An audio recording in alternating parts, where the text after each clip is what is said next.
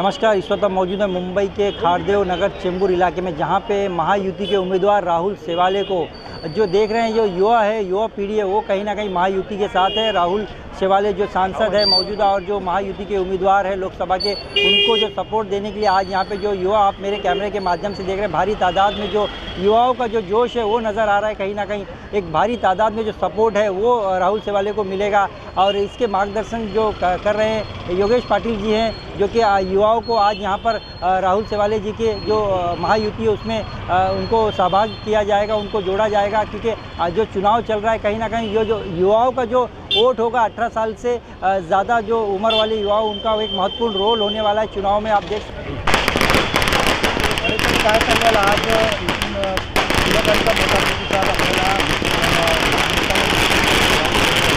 काय सांगाल? याचं कारण असं आहे की शेवाळे साहेब आमच्यासाठी काही नवीन नाही आहेत। ते महानगरपालिकेमध्ये निवडून गेले त्यावेळेसुद्धा, त्यानंतर ते स्टँडिंग कमिटी चेअरमॅन होते आणि 2014-2019मध्ये ते या भागातूनच खासदार म्हणून मोठ्या संख्येने निवडून गेले। मोठ्या प्रमाणावर मतदान झालं। त्या काळांमध्ये या भागातल्या क्रिकेटच्या समस्या असतील, या भागामध्ये क्रिकेटच्या संघांना मदत करण्यासाठी, त्याचप्रमाणे दहीहंडी पथक असतील त्यांना मदत करण्यासाठी आणि तरुणांच्या इतर सर्व समस्या ऐकून घेण्यासाठी, जाणून घेण्यासाठी शेवाळे साहेबांनी नेहमीच वेळ दिलेला आहे। आणि म्हणून या भागातील तरुण जो आहे हा नेहमी शेवाळे साहेबांच्या कामावर प्रभावित राहून त्यांच्याकडे आकर्षित राहिलेला आहे। आणि म्हणून आज या एवढ्या मोठ्या संख्येने एका प्रभागामधून शेवाळे साहेबांना प्रतिसाद देण्यासाठी, त्यांचा प्रचार करण्यासाठी एवढे तरुण एकत्र जमलेले आहेत। आणि जी विकासाच्या मुद्द्यावरती बोललं जात नाही आहे, विरोधकांचं असं म्हणणं आहे की फक्त रामाच्या नावावर मतं मागण्याचं काम कुठेतरी केलं जात आहे, पण विकासाच्या कुठल्याही गोष्टी बोलल्या जात नाही। घाटल्यामधला मोठा विषय आहे घराचा, त्या संदर्भातही बोललं जात नाही असं विरोधकांचं म्हणणं आहे। काय सांगतो? मी तुम्हाला या ठिकाणी सांगतो, विरोधकांकडे काही मुद्दा राहिलेला नाही आहे। आणि विकासाचा मुद्दा तुम्ही मी सांगेन की या भागामधला जो विकास आता एक 10% झालेला आहे, याच्यामध्ये सर्वात महत्त्वाची भूमिका ही शेवाळे साहेबांनी बजावलेली आहे। त्या सोसायटीच्या पदाधिकाऱ्यांना माहिती आहे, काही तांत्रिक अडचणी आल्या होत्या का, त्यावेळेला देखील शेवाळे साहेब त्यांच्या ठामपणे पाठीशी उभे राहिले। आणि विकास कसा होईल आणि कसा होणार येणाऱ्या 5 वर्षामध्ये हे सांगण्यासाठी स्वतः माननीय मुख्यमंत्री एकनाथ शिंदे साहेब, त्याचप्रमाणे उपमुख्यमंत्री देवेंद्रजी फडणवीस साहेब हे येणाऱ्या 4 ते 5 दिवसामध्ये या घाटल्यामध्ये जाहीर सभा घेणार आहेत। मी आपल्या माध्यमातून प्रसार माध्यमातून मी आपल्याला या ठिकाणी आवाहन करतो सर्व नागरिकांना की ज्यावेळेला मुख्यमंत्री उपमुख्यमंत्री साहेब येतील त्यावेळेला आपण आवर्जून या आणि ते तुम्हाला सांगतील की आतापर्यंत रखडलेले प्रकल्प जे आहेत ते विकासामुळे रखडलेले आहेत, त्यामुळे काय अडचणी असतील त्यामुळे रखडलेले आहेत। परंतु येणाऱ्या काळामध्ये हे विकास प्रकल्प जे आहेत हे महाराष्ट्र शासनाचे प्राधिकरण हातामध्ये घेणार आणि त्यांच्या माध्यमातून हे केले जाणार। जसं म्हाडा डेव्हलप करतं एरिया, त्याप्रमाणे हा भाग विकसित होणार आहे, डेव्हलप होणार आहे। आणि याची सुरुवात माननीय मुख्यमंत्री एकनाथ शिंदे साहेब यांनी आपल्या बाजूलाच असलेली रमाबाई कॉलनी या भागातून केलेलं आहे। त्या भागातल्या ज्या मोठ्या प्रमाणावर जी झोपडपट्टी होती त्यासाठी त्यांनी महाराष्ट्र शासनाचं प्राधिकरण त्या ठिकाणी दिलेलं आहे। आणि तशाच प्रकारची योजना आपण देखील आखू शकतो। म्हणून मी विनंती करू सगळ्यांना, आपण जरूर CM साहेबांच्या आणि DCM साहेबांच्या सभेला या। असं म्हणणं आहे की खासदार राहिले पण विकास कुठलाही झाला नाही। ज्यावेळी चुनाव येतो त्यावेळी ते घरोघरी येतात, मतं मागतात, पण त्याच्यानंतर दिसत नाही कुठेतरी। आम्ही तेच सांगतोय की जे लोक बोलत आहेत त्यांचं देखील मला आता क्यू येते, कारण त्याच्या प्रत्येकाच्या वैयक्तिक किंवा सार्वजनिक काम होतं शेवाळे साहेबांकडे, तेव्हा मीच सगळ्यांना घेऊन शेवाळे साहेबांकडे गेलो होतो आणि शेवाळे साहेबांना त्यांच्यासमोर बसवलेलं आहे। आणि मी तुम्हाला अजूनही सांगितलं, या ठिकाणी वैभवनगर सोसायटी आहे, संत गाडगे महाराज सोसायटी आहे, त्या भागातले सुखदेव म्हणून मुख्य प्रवर्तक आहेत आणि ती सोसायटी पूर्ण करण्यामध्ये संपूर्णपणे शेवाळे साहेबांचा हात आहे। सुखदेव म्हणून ते तिकडचे मुख्य प्रवर्तक आहेत, ते सांगतील। आणि वैभवनगरला देखील त्या ठिकाणी ज्या तांत्रिक अडचणी मधल्या काळामध्ये आल्या होत्या, काही राजकीय लोकांचा स्वार्थमध्ये आला होता, त्यावेळेला शेवाळे साहेबांनी ठाम भूमिका घेतली आणि म्हणून हा भाग विकसित झाला।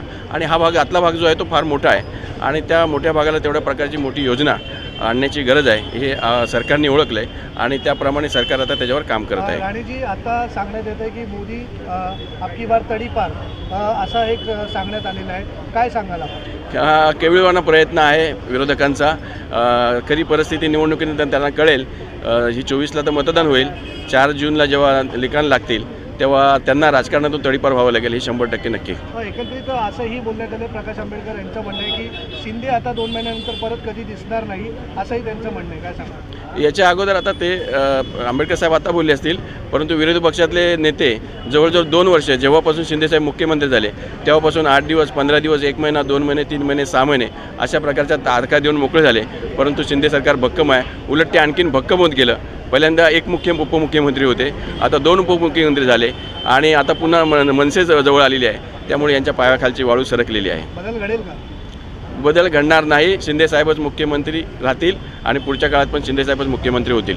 योगेशजी, आपण एकत्रित मोठा पाठिंबा दिलेला आहे युवकांच्या सोबत. आपलं कामही या घाटल्यामध्ये मोठं आहे, पण घाटल्यातले आपण स्वतः सपुत्र आहात, पण इथल्या समस्या मोठ्या आहेत, ते कसं आपण सॉल्व्ह करणार? मी नक्कीच तुम्हाला या माध्यमातून सांगेन की घाटल्यातल्या समस्या भरपूर मोठ्या आहे. काय होतं की जे म्हणतं आहे की राहुल शेवाळे 10 वर्षात दिसले नाही आहे, मी एवढंच सांगेन, जरा आज तुम्ही विचार करा, 10 वर्षापूर्वी इकडे खासदार कोण होता, त्याचं नाव आठवायला ना लोकांना विचार करायला लागतो. पण आज 16 वयागटापासून ते त्याच्या पुढच्या वयागटातल्या मुलांना जर तुम्ही विचारलं ना की राहुल शेवाळे साहेब कोण आहेत, सगळ्यांच्या तोंडात, म्हणजे इथं वृद्ध महिला असू दे, तरुण आमच्या माता भगिनी असू दे किंवा आमचे तरुण असू दे, त्यांच्या मुखात एकच की राहुल शेवाळे साहेब आमचे खासदार आहे. ह्याचा अर्थ असा होतो की जे खासदार आलेले ते पूर्वीचे 10 वर्षापूर्वीच्या खासदारांचं अजून नाव माहीत नाही आहे, पण आता या माणसांचं सगळ्यांच्या तोंडात नाव आहे. मग या माणसांनी काहीतरी काम केलं असेल ना. आज तुम्ही बघाल की प्रत्येक समाज असेल, कुठला समाज मी आता नाव घेत नाही, म्हणजे आमचा कुणबी समाज असू दे, आमचा मराठा समाज असू दे, आमचा आगरी समाज असू दे, सगळ्या समाजाचं भवन, धनगर समाज असू दे, आमच्या सगळ्या समाजाचे भवन बांधण्याचं काम हे राहुल शेवाळे साहेबांनी केलं आहे. आज तुम्ही तिकडे जाऊन बघाल की आम्हाला गणपती विसर्जन करण्यासाठी ट्रॉम्बेला जावं लागायचं, चरीला जावं लागायचं, काही काही जणांना वाशीला जावं लागायचं. पण आज पूर्ण आमच्या घाटल्यातली जनता संपूर्ण गणपती तलावावर जे विसर्जन करते, त्या तलावाच्या सुशोभीकरणाची कामाची सुरुवात ही राहुल शेवाळे साहेबांच्या इथूनच झाली.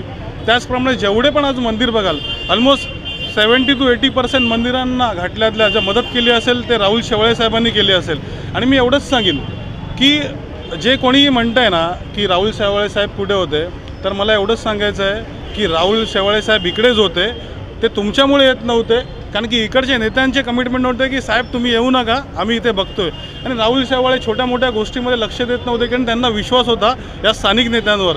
पण ही सर्व स्थिती आज कामिनी शेवाळे मॅडमला, राहुल शेवाळे साहेबांना आम्ही सांगितलेले आहे आणि त्यांनी आता कमिटमेंट केले. आता जमिनीवर उतरून अविनाश साहेब, योगेश साहेब आपल्याला काम करायचं आहे. आता तुम्ही बघा 4 तारखेला जेव्हा आमचा विजयाचा धुळा उडेल, त्यानंतर जो कामाचा आम्ही सपाटा करू, हे आम्ही आश्वासन देत नाही, ते आम्ही खात्रीपूर्वक सांगतो की राहुल शेवाळे साहेबांच्या नेतृत्वात जेवढी पण रखडलेली कामं आहे, इकडच्या ज्या स्वार्थी काही जे समाजसेवक आहे त्यांना साईडला करून आज आमचा हा युवक हे काम करेल, हे नक्कीच तुम्हाला दिसेल. योगेशजी, आपण स्वतः युवक आहात, मग युवकांच्याकडे लक्ष का नाही दिलं गेलं?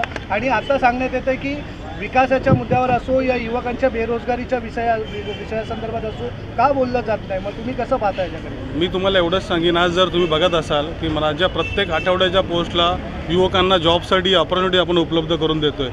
आज दर आठवड्याला किंवा 10 दिवसांनी एखाद दुसरं आपण ऑपरेशन करतो आहे. ह्या ज्या योजना आल्या, महात्मा फुले असू दे, आयुष्यमान भारत असो, या कोणत्या योजना आहेत? या सरकारच्या काळात तर आल्या आहे. जर आज तुम्ही पाठी वळून बघाल तर योजना म्हणजे काय हे लोकांना माहीत नव्हतं, आणि या योजना घेऊनच मी आज पुढे चाललो आहे आणि या योजनेचाच मला फायदा होत आहे. फक्त एवढंच की एक मनामध्ये इच्छा पाहिजे, मनामध्ये काहीतरी आपल्या समाजासाठी काम करण्याची इच्छा पाहिजे.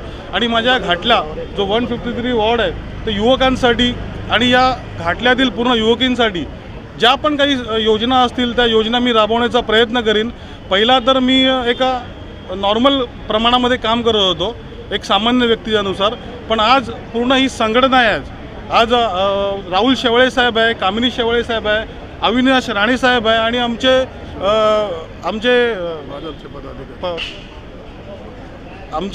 आमचे अजून भरपूर काही पदाधिकारी हे माझ्या पाठीशी उभे आहे. तर 100% जे मी दुप्पटीने काम करायचं होतं 5 पटीने नक्कीच ते काम करेल. साहेब, काय सांगाल, कशा प्रकारे सध्या निवडणुकीची रणधुमाळी सुरू आहे आणि कशा प्रकारे आपण आपल्या उमेदवाराला जिंकून देण्यासाठी कशा प्रकारे काम करताय?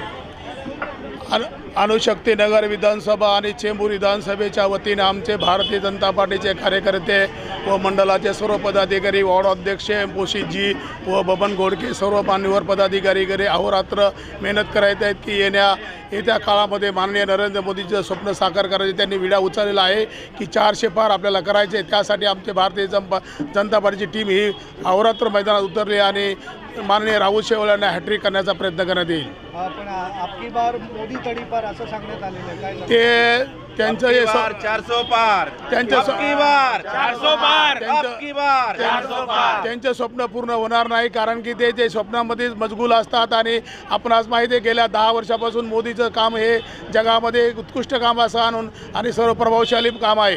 पण कुठेतरी आता सध्या मोदीजी विकासाच्या वरती, बेरोजगारीवरती काही चर्चा करत नाही, फक्त रामाच्या नाव घेऊन ते मतदान मागतात असं सांगण्यात येतं.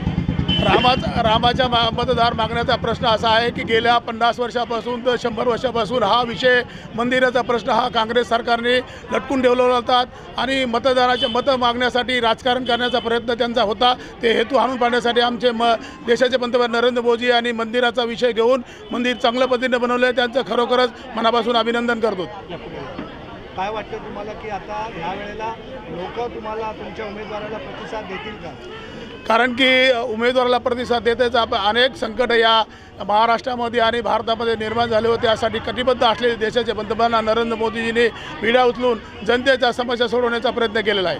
आज उद्धवजींची मोठी सभा अणुशक्तीनगर विधानसभामध्ये होते, काय वाटतंय तुम्हाला? आम्ही भारतीय जनता पार्टी आणि महायुती कधीही जातीचं राजकारण करत नाही आहे. जनतेची सेवा करणं हा आमचं कर्तव्य समजतो. त्याप्रमाणे देशाचे पंतप्रधान नरेंद्र मोदीजी कर्तव्य बसून देशाचा विकास करीत आहेत.